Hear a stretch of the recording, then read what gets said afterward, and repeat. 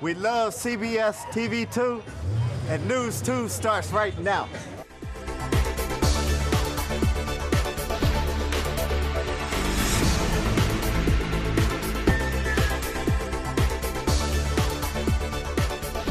Hello, welcome. Thank you for joining us on this edition of News 2. I'm Sandra Guman saying happy Friday. Topping our newscast, on Thursday, we reported that senators are considering a bill to separate the Inspector General's office from the government. The IG supports that measure and says without its approval, his agency is challenged with doing its job. News 2's Erica Parsons has more. The Inspector General's office has a staff of 14 to oversee the government spending. The IG says that's not enough to meet their responsibilities. It's very difficult for me to plan when 1 year the legislature is going to pass a budget, OMB decides, well, funds are tight, so we're going to cut you 10%. And then when the budget time comes around for the next year, well, there's an overall budget cut for the new year, so we have to cut you. But how am I supposed to hire people? The limited staff makes it hard to follow up on recommendations given to audited agencies. There's no way we can do what we're supposed to. We don't do any follow-ups when we do an audit and we issue recommendations and stuff. I know agencies would respond to it and tell you all the wonderful things they're going to do, but do they really do what they say they're going to do? Senator Clifford Graham's legislation to make the IG's office independent would be effective October 2016 if approved. The bill stalled in committee over a fixed percentage of the executive budget. The Pacific territory of the Northern Marianas Islands, their budget is a fixed budget, a percentage of the executive budget.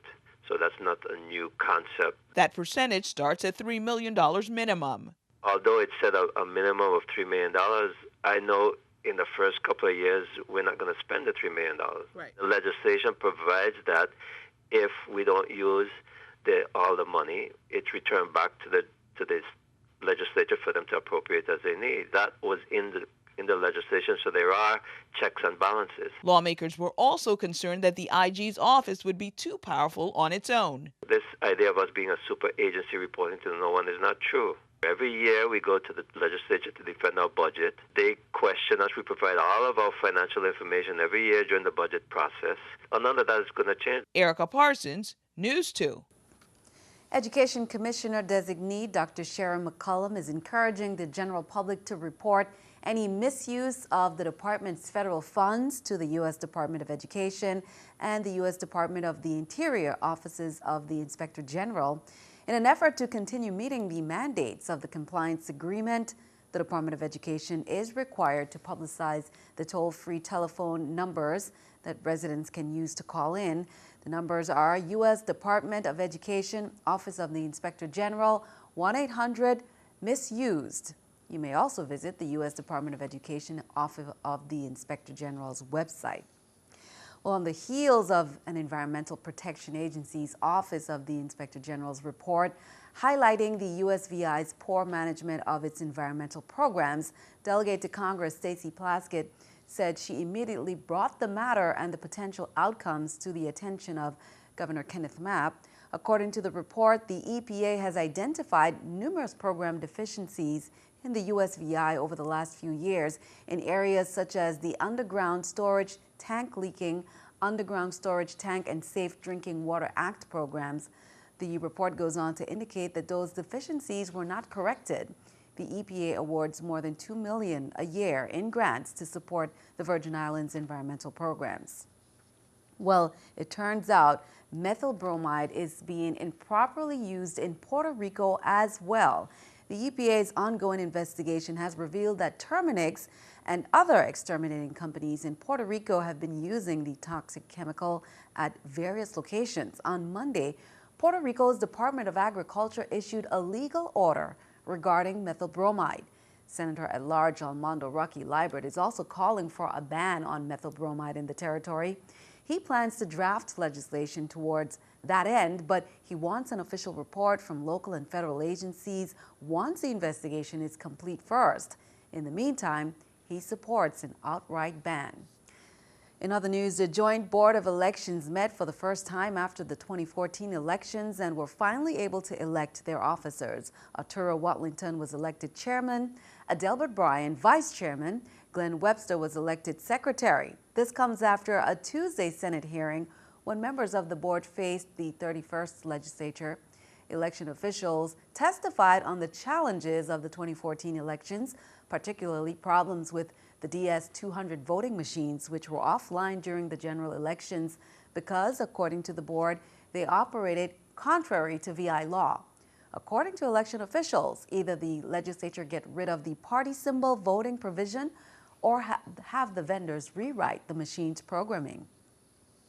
Well, tax day is behind us, and most people can breathe a sigh of relief. Of course, the ones who filed extensions still have to worry a little bit, but they have extra time to do that.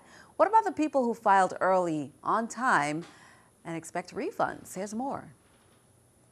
It goes through a process, right? I mean, so it's not, as I said before, it's not you file a return, there's a refund, and it's paid. You know, technically or legally, we're supposed to process the returns by the end of May, process the refunds rather by the end of May. If not, we incur interest. So we try our best to process the return and the refunds as quickly as we can.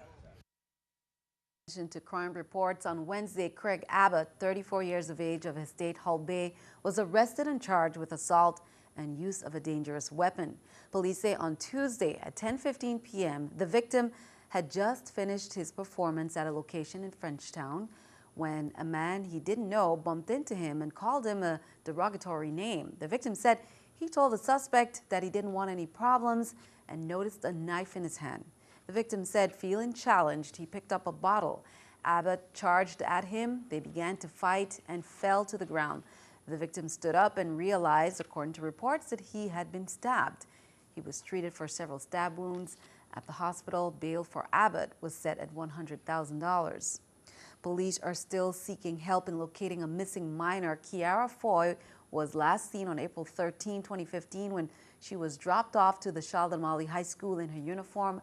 At approximately 7:45 a.m., Kiara is 15 years old, stands 5'2", and weighs 100 pounds. If you see Kiara Foy, you're asked to contact Detective Royal Donestag or Detective Cherise Thomas at 340-715-5541 or call 911. Keeping our eye on the economy, here's the New York Stock Exchange with our Stock Market Watch.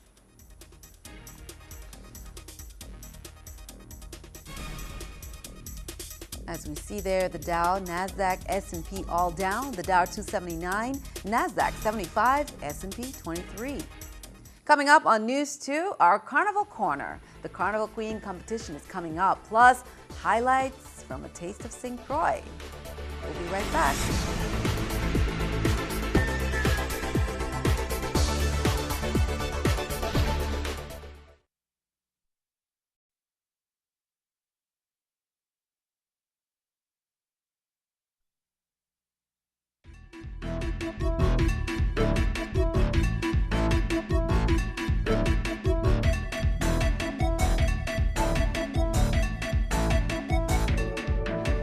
Time for our Carnival Corner, and the Queen Selection Show is coming up this Saturday, April 18th at 8 p.m. Four contestants will grace the stage at the Lionel Roberts Stadium to compete, and they are Moniqua Thomas, contestant number 1, 12th grader at CAHS, Candice M. Leonard, contestant number 2, 12th grader at Ivana Udoracan High School, Sequoia George, contestant number 3, 12th grader at CAHS, Abielsenia KB Hodge, contestant number 4, 12th grader at CAHS. Good luck to the young ladies. Now, the Toddlers Derby is coming up on Sunday, April 19th at 5 p.m. with the Best Dressed Doll competition and the traditional games. On April 20th, the hospital's annual pre-carnival celebration, that's at 6 p.m. Then on the 21st, the Junior Calypsonians hit the stage to compete.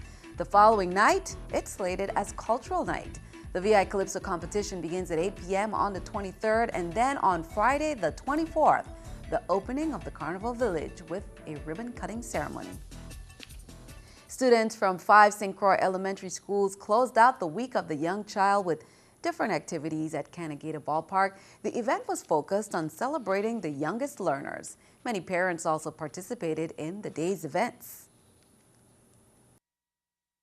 They came together, they sang their theme song, they had a competition. This activity as well has actually continued to open the doors for our parents as well as community stakeholders. And that's what the Week of the Young Child is all about. It's all about making sure that we're exposing our students to fun-filled learning and literacy. It's a matter of our students using all of these skills to be able to express themselves.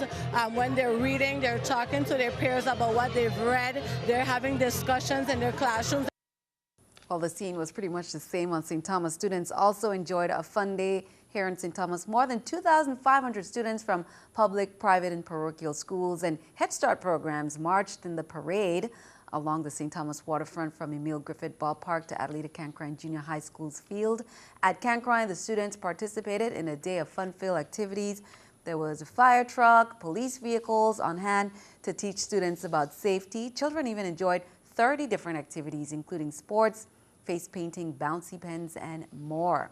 Well, the St. Croix District Elementary Programs Coordinator Giselle Cruz Peter also used the week to deliver storybook readers to special persons in elementary school.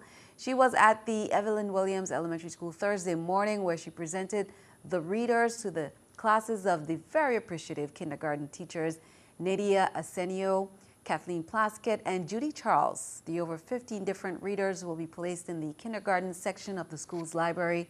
Cruz Peter said the kindergarten readers were recently purchased by the department. The children were extremely excited to receive the books. St. Thomas's Lockhart Elementary School received the 2014-15 Chapter of the Year Award from Raleigh, North Carolina-based Students Against Violence Everywhere, or SAVE. They teach students alternative to violence as well as other important life skills. Lockhart is one of few elementary schools in the nation that has a SAVE chapter. They're videotaped PSAs that include recordings of original poetry, performances and songs, photographs, and handiwork submitted to SAVE's national headquarters have kept the school on the organization's radar over the years. Education Commissioner designee Dr. McCollum congratulated the students, and Joanne Saunders, paraprofessional and leader of Lockhart's Performing Artists in Action Against Violence. The St. Croix Food and Wine Experiences marquee event, The Taste of St. Croix, celebrated its 15th year at the DV Beach Resort. Over 50 local restaurants and vendors participated, much to the delight of the nearly 2,000 patrons who ate and drank the finest St. Croix has to offer. There were 9 categories for the judges to choose from, including entree, local fare, best presentation, and people's choice. This is fun, all the locals here. Everybody I've met since I've been here is excited about tonight. So all these restaurants serving up the food, and then the serious judging. I didn't know the judging was going to be so serious here. It's very serious. The restaurant should feel really good. Whoever wins this got a fair shake and did a nice job. And then tomorrow we have the big party. So I'd like to stay here all the time. On the Big Island, now Love City has some exciting events as well. Get ready for the entertainment event of the year on St. John with Love City Live. A whole weekend of beach, music, boating, and more. Well, events had kicked off from Wednesday with a soiree. This evening, it's the Rockers all-white beach party at Cruise Bay St. John beachfront. Saturday, it's the Crucial Roots Reggae at the ballpark in Cruise Bay with reggae legend Junior Reid, Rima, and Intervisions. Now, the festival-like atmosphere will include arts and crafts, vendors, and Caribbean food, fresh coconut, and premium bars.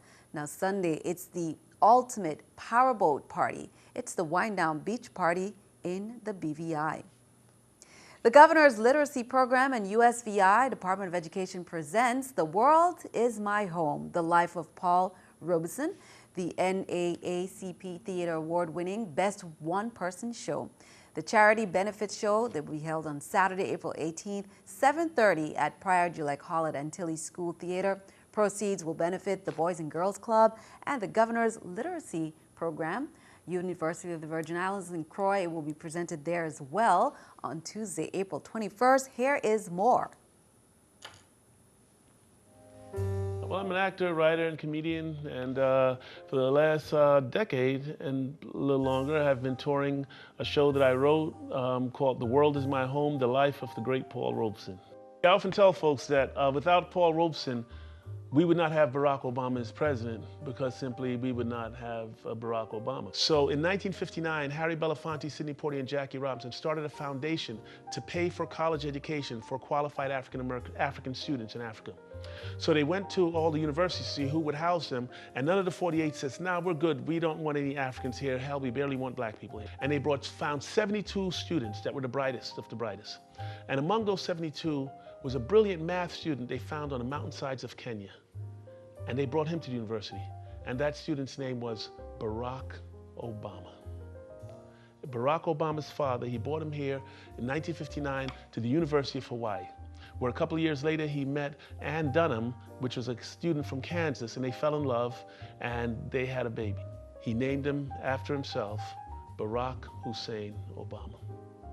So without Robeson's teaching that Jamaican immigrant and that Cat Island Bahamian immigrant and that son of a Louisiana slave, Jackie Robinson, to go all the way on a plane to Africa, and from West Africa all the way to East Africa, to bring back this boy who would become the man that would later have the boy that would someday be our first black president.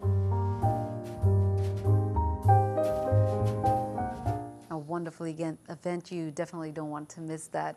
Well, be sure to join All Saints Cathedral students and alumni this Saturday, April 18th at Yacht Haven Grand for the Run with the Vikings. This 5K walk run will start and end at Yacht Haven Grand, and of course it will benefit the school. Registration begins at 7, and then it's time to lace up for the run that begins at 8 a.m. Be sure to stick around. Your News 2 AccuWeather forecast comes your way next.